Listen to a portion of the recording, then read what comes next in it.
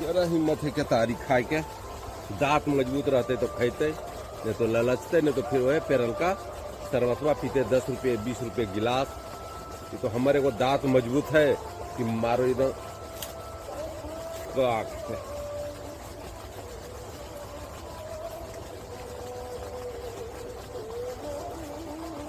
पहले बाबा रूपल की कट्ठा बिघे केतारी खूब खाली केतारी एक बीच में घुस रो लिए, अब ब्लेडवा से काट काट के खाली की पड़ाक से आवाज नहीं कर रहे तो सुन जीते कि केतरिया तोड़ ले है। अब तो 5-10 गो लगावो, ये कभी कभी खा ले, ये दांत मजबूत रो है, कसरत भी हो जाए दादा का। तालाब पर हमारे केतारी हलवा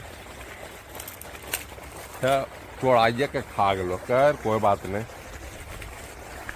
खो कतना खेल हम तो कदा कदा खाई आबू, कभी कभार तो खा लेगी, दत्तक बेमा होते रहना चाहिए। खैला के बाद खोहिबो चुने पड़ो को, अगर नहीं चुनबो ने तो सब छोड़ जे आबो को सोचतो कि वो लगो सर आके जा केतरिया खेल खिया। देखो ये चलते फेंक दे पड़ो को कि कोई जाने नहीं कि जा कोई केतारी खेल के, नहीं तो आओ खा जीते।